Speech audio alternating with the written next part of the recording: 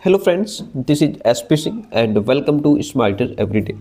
प्यारे दोस्तों, बात करेंगे BEd fourth semester Kanpur university की, जिसमें आपका 8 मई से परीक्षा आपकी शुरू हो रही है। तो इसमें जो आपका फोर्थ सब्जेक्ट है योगा एजुकेशन, इसके आज हम लोग 100 एमसीक्यूज क्वेश्चन डिस्कस करेंगे। और ये जो क्वेश्चंस रहेंगे ये हमारे 2024 का जो प्रीवियस ईयर क्वेश्चन पेपर उसके क्वेश्चंस रहेंगे। ठीक है, तो आइए शुरू करते हैं। और यदि आप चैनल पर नए हो तो प्लीज़ सब्सक्राइब जरूर कीजिएगा। अब आपको कंटिन्यू क्लासेस मिलती रहेंगी। इधर थोड़ा सा हेल्थ इशू रहा। क्वेश्चन कहता है कि अष्टांग योग का सही क्रम क्या है। अष्टांग योग में जो पहला इसका अंग है वह यम है, दूसरा नियम है, तीसरा आसन है, चौथा प्राणायाम, पांचवा प्रत्याहार, फिर छठा धारणा, फिर ध्यान और फिर समाधि। ये टोटल 8 अंग होते हैं, इसलिए इसको अष्टांग योग कहा जाता है। आपसे क्वेश्चन पूछ लेगा कि अष्टांग योग का चौथा अंग कौन सा है, अष्टांग योग का छठा अंग कौन सा है।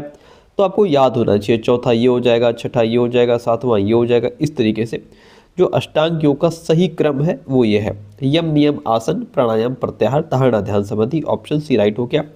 खाने के बाद कौन सा आसन किया जाता है? खाने के बाद वज्रासन किया जाता है। प्यारे दोस्तों, कौन सा? खाने के बाद वज्रासन किया जाता है। ताड़ासन विकसित करता है। जो ताड़ासन होता है इसको माउंटेन पोज भी कहते हैं, पर्वत आसन भी कहते हैं, माउंटेन पोज भी इसको कहा जाता है। और ये बॉडी की ऊंचाई के लिए ताड़ासन जो है ये ऊंचाई विकसित करता है, ये ऊंचाई बढ़ाता है। ठीक है, ऑप्शन बी यहाँ पे राइट हो जाएगा। विश्व स्वास्थ्य संगठन यानी कि WHO किससे संबंधित है? धर्म से, मनोविज्ञान से, स्वास्थ्य संबंधी संगठन से, या फिर उपरोक्त में से कोई नहीं। तो विश्व स्वास्थ्य संगठन जो है यह स्वास्थ्य संबंधी संगठनों से संबंधित है, इसलिए ऑप्शन आपका यहाँ पे सी राइट हो जाएगा। विटामिन डी का मुख्य स्रोत क्या? आप सभी को पता है, आप लोग कहते हैं धूप में, यानी कि हम विटामिन डी ले रहे हैं, है ना। आप धूप में बैठे हो, कोई कहता है क्या कर रहे हो? विटामिन डी ले रहे हैं, तो मतलब सूर्य से प्राप्त होती है। विटामिन डी का मुख्य स्रोत क्या है? सूर्य। शरीर में प्रोटीन का काम क्या है? मानसिक मेंटल डेवलपमेंट करना, ऊर्जा का उत्पादन करना, फिजिकल डेवलपमेंट करना, या फिर उपरोक्त सभी। तो प्रोटीन के सारे ही काम हो जाते हैं। हमारा शारीरिक विकास हो, मानसिक विकास हो, ऊर्जा का उत्पादन करना हो, ये सारे काम में प्रोटीन बहुत अहम भूमिका निभाता है। रक्तचाप, ब्लड प्रेशर इस शरीर तंत्र से संबंधित है। पाचन तंत्र से, कंकाल तंत्र से, परिसंचरण तंत्र से, या फिर श्वसन तंत्र से। जो आपका ब्लड प्रेशर है ये सर्कुलेटरी सिस्टम से संबंधित है, यानी कि ऑप्शन सी परिसंचरण तंत्र से संबंधित है हमारा रक्तचाप। Option C is the right one over here. चलिए, अष्टांग योग का चौथा अंग, देखिए जो मैं बता रहा था वही क्वेश्चन सेम पूछ लिया है। अष्टांग योग का चौथा अंग कौन सा है? तो चौथा अंग जो होता है वह प्राणायाम है। कौन सा है? प्राणायाम चौथा अंग है इसमें। ठीक है, अब देखिए यम नियम, आसन, प्राणायाम, प्रत्याहार, धारणा, ध्यान, समाधि होता है। तो यम हमारा पहला हो जाएगा, नियम दूसरा हो जाएगा, धारणा और समाधि जो है ये 8वां अंग है। ठीक है, तो प्राणायाम जो है ये चौथा अंग है। कौन सा है? चौथा है। ठीक है, शरीर में आहार का क्या काम है? शरीर में आहार का काम है वृद्धि करना, विकास करना, ठीक है, प्रतिरक्षण विकास करना, ऊर्जा प्रदान करना। ये सारे ही काम है, इसलिए ऑप्शन डी राइट हो जाएगा। आज हम थोड़ा फास्ट पढ़ाएंगे। लोक स्वास्थ्य कार्यक्रमों की सक्रिय संस्था इसमें कौन सी है? भारतीय रेड क्रॉस सोसाइटी, भारतीय बाल कल्याण परिषद, विश्व स्वास्थ्य संगठन, या फिर सारी ही संस्थाएं लोक स्वास्थ्य कार्यक्रम की सक्रिय संस्थाएं हैं। बताइए क्या होगा? राइट आंसर हमारा डी हो जाएगा। ये सारी ही कार्य जो संस्थाएं हैं लोक स्वास्थ्य कार्यक्रम की सक्रिय संस्थाएं हैं। ऑप्शन डी राइट हो गया। शारीरिक शिक्षा को शिक्षा के क्षेत्र में किस शताब्दी में स्थान प्राप्त हुआ? कब प्राप्त हुआ था? ये 19वीं शताब्दी में हुआ था सर। 19वीं शताब्दी में शारीरिक शिक्षा को शिक्षा के क्षेत्र में स्थान प्राप्त हुआ था। स्वास्थ्य जीवनचर्या के लिए आवश्यक तत्व क्या है? हेल्दी लाइफ के लिए क्या आवश्यक है? आपको आपका भोजन अच्छा होना चाहिए, व्यायाम करते रहो, सुबह 4 बजे जल्दी उठ जाओ, शाम को टहलने निकल जाओ, संतुलित कैलोरीज लेते रहो, है ना। इसलिए सारी ही चीज़ें यहाँ पे आपके हेल्दी लाइफ स्टाइल के लिए जरूरी है। अगला क्वेश्चन, उत्तम पाचन तंत्र के लिए उपयोगी प्राणायाम क्या है? अगर आप चाहते हैं कि आपका डाइजेस्टिव सिस्टम बहुत बढ़िया रहे तो इसके लिए उपयोगी प्राणायाम कौन सा है? अनुलोम विलोम, कपालभाति, उज्जाई प्राणायाम, या फिर ये सारे ही ठीक है। तो यहाँ पे जो आपका कपालभाति प्राणायाम है यह उत्तम पाचन तंत्र के लिए, अच्छे डाइजेस्टिव सिस्टम के लिए बढ़िया माना जाता है। ऑप्शन बी राइट हो गया। महर्षि पतंजलि का दूसरा नाम क्या था? इनका दूसरा नाम शेषावतार था। क्या था? शेषावतार। ओके। क्वेश्चन नंबर 15 है आपके सामने, कहता है नेति क्रिया शरीर के किस अंग से जुड़ी है? जो नेति क्रिया है यह आपकी नाक से जुड़ी है, जिसमें नाक की सफाई की जाती है।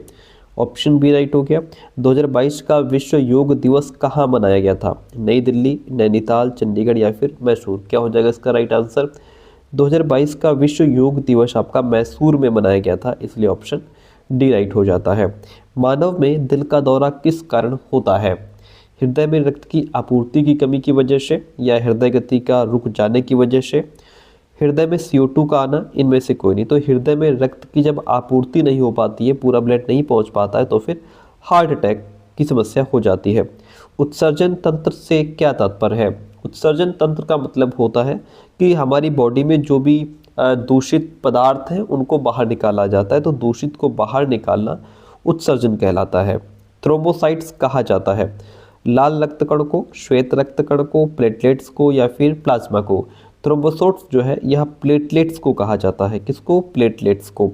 मानव शरीर में 1 मिनट में कितनी हार्ट बीट चलती है? तो मनुष्य का शरीर 1 मिनट में 72 बार धड़कता है। एक वयस्क मनुष्य का हृदय जो है वो 1 मिनट में 72 बार धड़कता है। निम्न में वजन घटाने का सबसे सुरक्षित और उपयुक्त तरीका क्या है कि वजन घटाया जाए? तो वजन घटाना जो है वो समझदारी से खाना खाओ और व्यायाम करते रहो, वजन कम हो जाएगा। ठीक है, समझदारी से खाना खाओ, व्यायाम करो। योग साधना केंद्र कहाँ स्थित है? योग साधना केंद्र देहरादून में स्थित है। कहाँ है? देहरादून में। योगासन को किस स्थान पर करना चाहिए? रेतीली जगह पे, समतल और साफ, ऊबड़ खाबड़ या पहाड़ों पर? तो योगासन जब आप कर रहे हैं, योग कर रहे हैं, जमीन साफ सुथरी हो, समतल हो, बराबर हो, वहाँ आप योग कर सकते हैं। गठिया रोग के लिए लाभप्रद आसन क्या है? गठिया रोग के लिए सबसे लाभप्रद आसन जो है उसमें आपका भुजंगासन, शीर्षासन, सर्वांगासन, ये सभी आसन गठिया रोग में हेल्प करते हैं। Option D is the right one over here. योग प्रचार समिति कहाँ स्थित है? योग प्रचार समिति हरिद्वार, वाराणसी, नई दिल्ली या फिर ऋषिकेश? तो योग प्रचार समिति जो है वह ऋषिकेश में स्थित है। ऑप्शन डी राइट हो जाता है। आपको बताते चले कि हम पेड नोट्स भी प्रोवाइड कराते हैं, जिसका मतलब ये होता है कि आपको कुछ फीस पे करनी पड़ती है एंड हमारे चारों पेपर के कंप्लीट नोट्स आपको PDF फॉर्मेट में व्हाट्सएप पे प्रोवाइड करा दिए जाते हैं। उसके लिए आप हमें इस नंबर पे व्हाट्सएप करें 9628182649। उसमें लिखिए कि सर हमें B.Ed 4th सेमेस्टर के नोट्स चाहिए, यूनिवर्सिटी कानपुर है। आपको प्रोसेस भेज दिया जाएगा, आप फीस पे करेंगे, उसके बाद चारों पेपर के कंप्लीट नोट्स आपको प्रोवाइड करा देंगे। ये जो आप देख पा रहे हो लर्न विद SP सर, ये हमारा दूसरा YouTube चैनल है जिस पर हम टेट और सीटेट क्लासेस करवाते हैं। ठीक है, तो आप इसको इसका लिंक डिस्क्रिप्शन बॉक्स में मिल जाएगा, नहीं तो यूट्यूब पर अगर आप ये सर्च करेंगे तो भी आपको मिल जाएगा। ओके, इसको सब्सक्राइब कर लीजिएगा। जो UP एग्ज़ाम आ रहा है उसकी तैयारी के लिए चैनल आपके लिए बहुत हेल्पफुल होने वाला है। योग और प्राकृतिक चिकित्सा विद्यालय कहाँ स्थित है? योग और प्राकृतिक चिकित्सा विद्यालय मैसूर में स्थित है सर। कहाँ? मैसूर में। आँखों के रोग के लिए कौन सा आसन लाभदायक है? आँखों के रोग के लिए भुजंगासन, शीर्षासन, सर्वांगासन, ये सभी जो है वो अच्छे माने जाते हैं। ऑप्शन डी राइट हो गया। शुगर रोगी के लिए कौन सा आसन बढ़िया है? तो शुगर रोगी के लिए अधिवक्रासन, नौकासन, धनुरासन, ये सभी जो है वो अच्छे माने जाते हैं। ये सभी आसन करने चाहिए। प्राणायाम किस व्यक्ति को नहीं करना चाहिए? तुरंत खाना खाए व्यक्ति को तो कोई भी योग या जो है प्राणायाम नहीं करना चाहिए। बीमार ऑपरेशन हुए व्यक्ति को भी नहीं करना चाहिए, भूखे व्यक्ति को भी नहीं करना चाहिए। इसलिए ऑप्शन यहाँ पे डी राइट हो जाता है। सारे ऑप्शन ठीक है। सर्वांगासन से क्या लाभ है? सर्वांगासन से खून संचार प्रणाली में लाभ होता है। ठीक है, ऑप्शन आपका जो इसमें बी है वह राइट हो जाता है। भ्रामरी प्राणायाम से शरीर का कौन सा अंग स्वस्थ रहता है? दिमाग, जिगर, हृदय या फिर सारे ही चीज़ें अच्छी रहती है? तो भ्रामरी प्राणायाम से आपका दिमाग अच्छा रहता है, ब्रेन अच्छा रहता है। आसनों से क्या लाभ होता है? आसनों से ये रहता है, जब हम कोई भी आसन करते हैं तो उससे हमारा शारीरिक विकास होता है, मानसिक विकास होता है, हमारा ब्रेन अच्छा रहता है ना, हम चिंता मुक्त रहते हैं और आध्यात्मिक विकास भी होता है। तो ये सारे ही ऑप्शंस यहाँ पे बेस्ट ऑप्शन है, इसलिए ऑप्शन डी के साथ में हम चले जाएंगे। कौन सा आसन इसमें से नहीं है? पद्मासन, भ्रामरी, धनुरासन, नौकासन। सिंपल सी बात है, भ्रामरी जो है यह आसन नहीं है। भ्रामरी क्या है? भ्रामरी यहाँ पे आसन नहीं है, भ्रामरी एक प्राणायाम है। अभी मैंने ऊपर आपको बताया था। कौन सा योग इच्छाओं पर कंट्रोल करना सिखाता है? राजयोग, ज्ञान योग, भक्ति योग या फिर कर्म योग? कौन सा योग है? तो वह हमारा राजयोग है जो इच्छाओं पर कंट्रोल करना सिखाता है। प्राणायाम द्वारा अपनी आत्मा के प्रकाश को ग्रहण किया जा सकता है। यह कथन किसका है? यह कथन महर्षि पतंजलि का है। किसका स्टेटमेंट है? महर्षि पतंजलि का स्टेटमेंट है। ठीक है। कपालभाति किस रोग को दूर करता है? पेट के रोग को, दिमाग के रोग को, मांसपेशियों के रोग को या फिर हृदय के रोग को? तो कपालभाति जो है यह पेट के रोग को दूर करता है, पेट के रोग को दूर करता है। कपालभाति है क्या? आसन है, प्राणायाम है, ध्यान है या फिर शुद्धि क्रिया है? तो आपको बताते चले कि जो कपालभाति है यह प्रॉपर तरीके से षटकर्म क्रिया है। प्रॉपर तरीके से देखा जाए तो यह षटकर्म के अंतर्गत आता है। ठीक है। लेकिन हालांकि अब जैसे षटकर्म यहाँ पे कहीं भी ऑप्शन में है नहीं, तो हम किसके साथ जाएंगे? प्राणायाम, क्योंकि सामान्य तरीके से इसको प्राणायाम ही माना जाता है ये षटकर्म क्रिया। ओके। अगर पूछ ले कपालभाति क्या है और ऑप्शन में अगर षटकर्म दे दे, ठीक है, तो आप षटकर्म के साथ जाएंगे। यदि षटकर्म नहीं है तो फिर प्राणायाम के साथ में जाएंगे, क्योंकि सामान्यतः इसको प्राणायाम ही कहा जाता है। ओके, ऑप्शन बी आपका राइट हो गया। Very good. वज्रासन सहायक है। वज्रासन किसके लिए सहायक है? तो पाचन रोगों के लिए वज्रासन सहायक है, जो खाने के बाद किया जाता है वज्रासन। ठीक है। ऑप्शन फर्स्ट, योगी द्वारा सिद्धासन मुख्य रूप से अपनाया जाता है। योगी द्वारा जो सिद्धासन है वह मुख्य रूप से प्रार्थना के लिए, ध्यान के लिए, शरीर स्वस्थ रखने के लिए अपनाया जाता है, इसलिए ऑप्शन डी राइट हो जाएगा। प्राणायाम एक क्रिया है, शवासन की, विभाग की, जीवन शक्ति की या फिर इनमें से कोई नहीं? तो जो प्राणायाम है वह जीवन शक्ति की एक क्रिया है। क्या है? जीवन शक्ति की एक क्रिया है। पतंजलि के योग सूत्र में शामिल है विभूति पद, साधना पद, समाधि पद।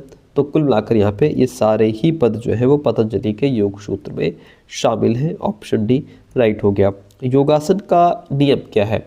योगासन के नियम की बात करें तो इसमें देखिए, सबसे पहले तो स्वच्छ वातावरण होना चाहिए, प्रदूषण रहित वातावरण होना चाहिए, थकावट और बीमारी की स्थिति में योगासन नहीं करना चाहिए, मल त्याग करना, खाली पेट करना, ये बहुत अच्छी चीज़ है। तो ये सारे ही योगासन के नियम हैं। Option D is the right one over here. योग उस साधना प्रणाली का नाम है जिसके द्वारा जीवात्मा और परमात्मा की एकता का अनुभव होकर आत्मा का परमात्मा के साथ संयोग होता है। यह कथन किसका है? यह कथन महर्षि वेद पतंजलि का है। किसका है? महर्षि वेद पतंजलि का है।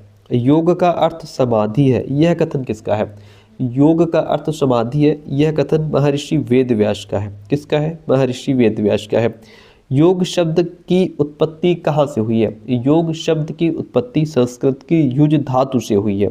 कहाँ से हुई है सर? संस्कृत की युज धातु से हुई है। योग का अर्थ क्या है?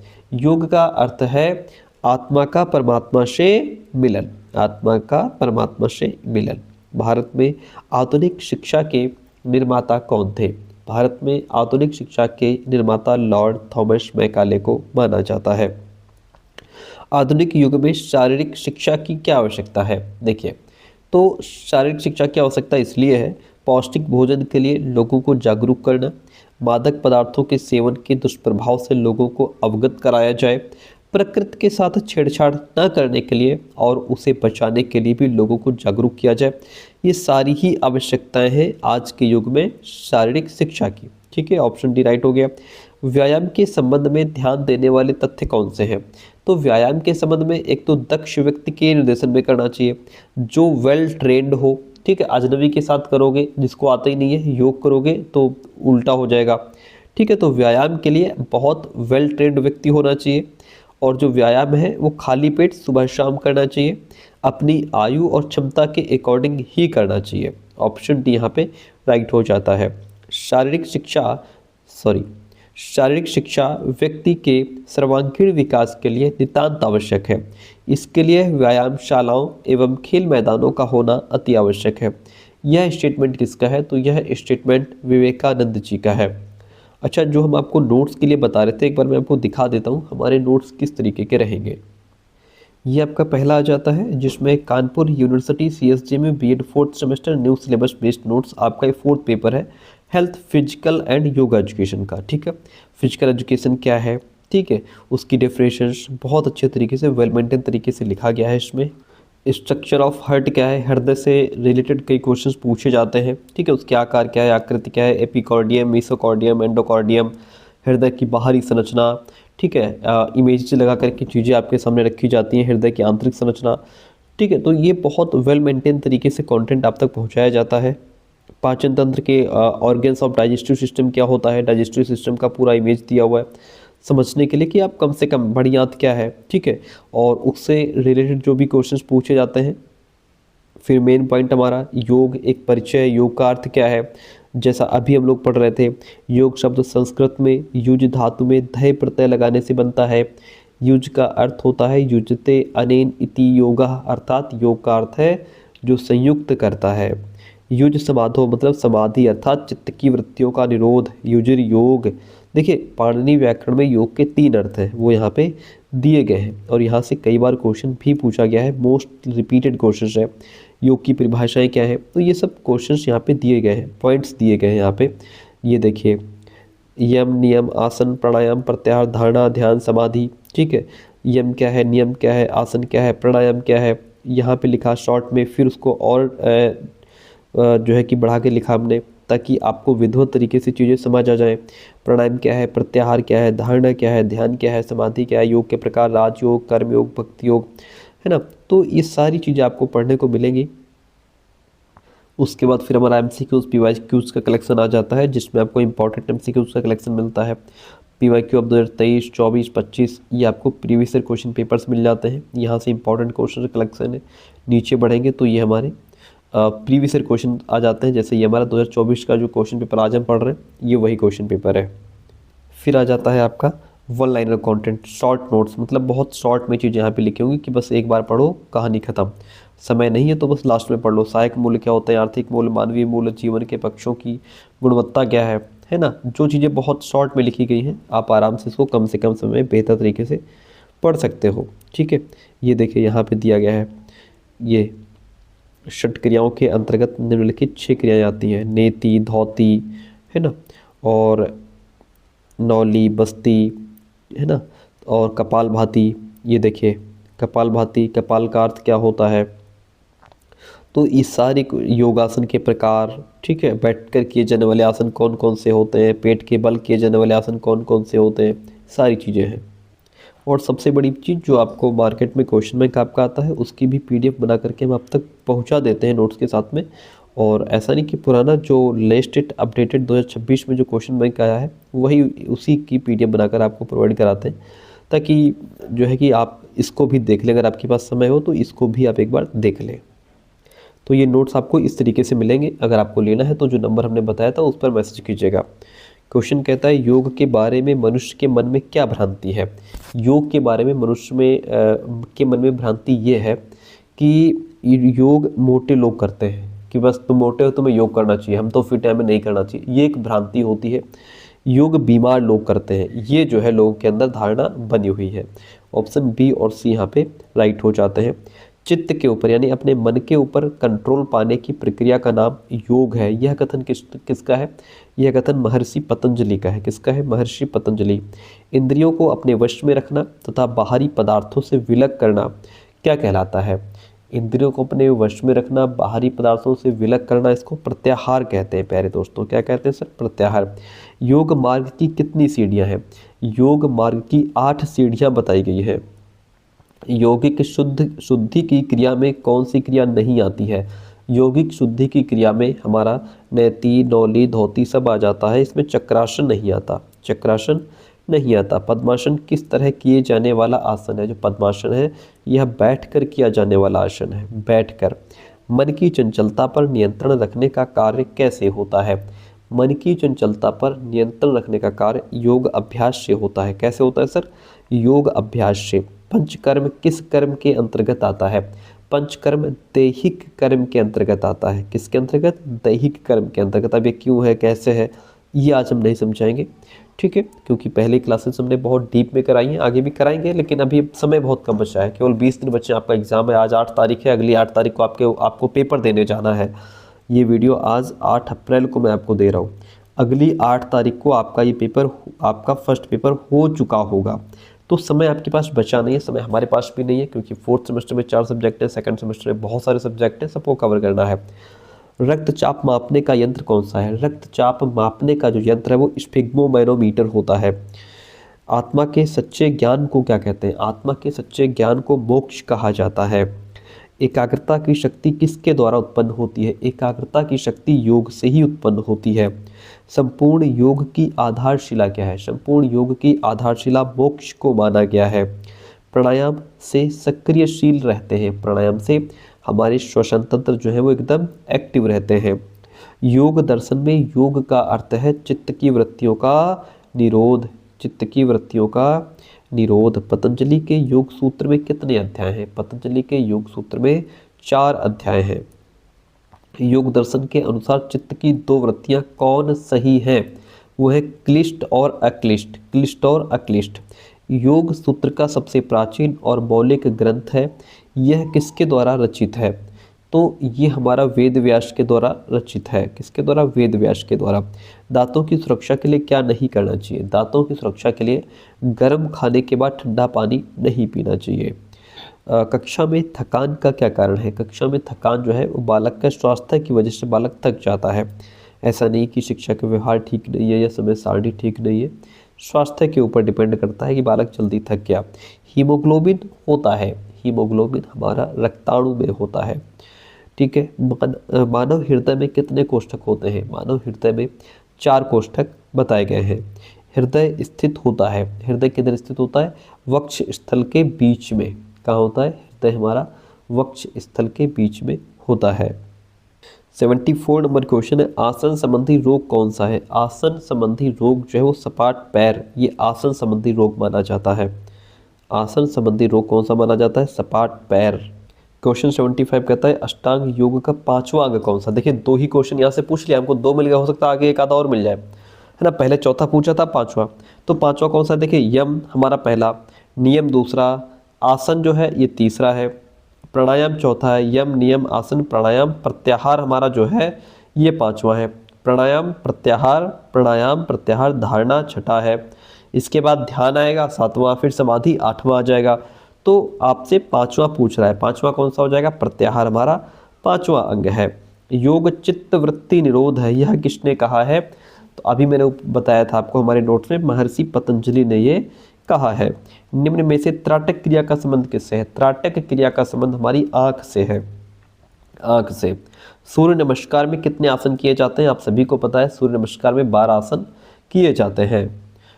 निम्नलिखित में यम का अंग कौन सा नहीं है? यम का अंग इसमें कौन सा नहीं है? तपस्या जो है यह यम का अंग नहीं है। संयुक्त राष्ट्र महासभा ने 21 जून को अंतर्राष्ट्रीय योग दिवस की घोषणा कब की गई? तो यह 11 दिसंबर 2014 को की गई थी, 11 दिसंबर 2014 को की गई थी। अंतर्राष्ट्रीय योग दिवस कब मनाया जाता है?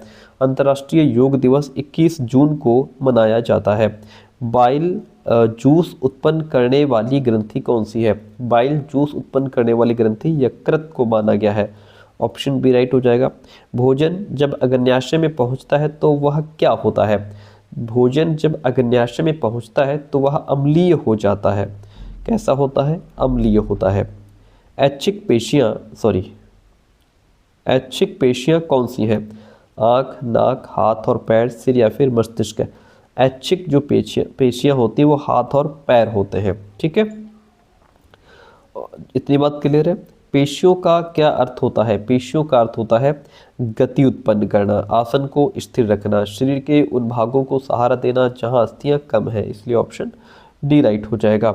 चेहरे का निर्माण कितनी अस्थियों से होता है? चेहरे का जो निर्माण है वह 14 अस्थियों से होता है। हमारे चेहरे में 14 हड्डियां होती हैं।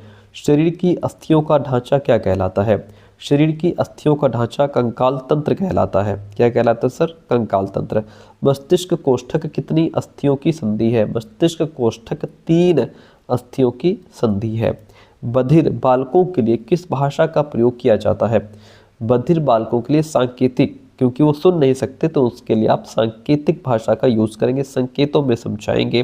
दृष्टिहीन बच्चे को किस लिपि के प्रयोग से पढ़ाया जाता है? जिनको दिखाई नहीं देता उन्हें ब्रेल लिपि के माध्यम से पढ़ाया जाता है। स्वास्थ्य शिक्षा का मुख्य उद्देश्य क्या है? स्वास्थ्य शिक्षा का मुख्य उद्देश्य है शिक्षा के माध्यम से उत्तम स्वास्थ्य का निर्माण करना, आप जो है हेल्दी रहें। स्वास्थ्य केवल रोग अथवा दुर्बलता की अनुपस्थिति को ही नहीं बल्कि संपूर्ण शारीरिक, मानसिक, सामाजिक खुशहाली की स्थिति को कहते हैं। ऐसा नहीं कि अगर आप रोगी नहीं है तो आप एकदम स्वस्थ हैं। आप शारीरिक रूप से, मानसिक, सोशल हर तरीके से फिट होना चाहिए। स्वास्थ्य की ये जो परिभाषा है वह किसने दी है? विश्व स्वास्थ्य संगठन ने ये परिभाषा दी है। शारीरिक शिक्षा के इतिहास को कितने भागों में विभाजित किया गया है? शारीरिक शिक्षा के इतिहास को 4 भागों में विभाजित किया गया है। स्थिर एवं आरामदायक मुद्रा कौन सी है? वह है आसन। ठीक है। किस प्राचीन भारतीय ग्रंथ का श्रेय ऋषि पतंजलि को जाता है? किसको जाता है? तो वो है योग सूत्र। योग सूत्र ऐसा हमारा प्राचीन भारतीय ग्रंथ है जिसका श्रेय महर्षि पतंजलि को जाता है। शारीरिक शिक्षा हेतु केंद्रीय सलाहकार परिषद का गठन कब किया गया था? ये 1950 को किया गया था। शारीरिक शिक्षा की विशेषता है, शारीरिक शिक्षा की विशेषता क्या है? यहाँ पे व्यक्तित्व का सर्वांगीण विकास हो। दूसरी बात है कि इसमें तंत्रीय पेशी का भी विकास होना चाहिए। लोकतंत्र प्रणाली का विकास नहीं, तंत्रीय पेशी का विकास होना चाहिए। इसलिए ए और सी दोनों ही ऑप्शंस राइट हो जाते हैं। संयुक्त राष्ट्र महासभा ने किस सन को खेल और शारीरिक शिक्षा के वर्ष के रूप में मनाया था? तो वह 2005 में मनाया था। शारीरिक शिक्षा मनुष्य द्वारा चयनित शारीरिक गतिविधियां, उनके प्रकार एवं उनसे प्राप्त परिणामों का योग है। यह कथन किसका है? यह कथन J.F. विलियम्स का है। J.F. विलियम्स का है। शारीरिक शिक्षा व्यक्ति में कैसा विकास करती है? जो शारीरिक शिक्षा है वो व्यक्ति में शारीरिक विकास, मानसिक विकास, आध्यात्मिक विकास, वेदांत हर तरीके का डेवलपमेंट लेकर के आती है। इसलिए ऑप्शन यहाँ पे डी राइट हो जाएगा। आज हमने बहुत फास्ट पढ़ा दिया है, समय भी कम है और हेल्थ इशू भी है। और नोट्स के लिए फटाफट यहाँ मैसेज कीजिए और टेट सीटेट के लिए हमारा ये चैनल सब्सक्राइब कर लीजिए। लिंक डिस्क्रिप्शन बॉक्स में मिल जाएगा। Thank you so much.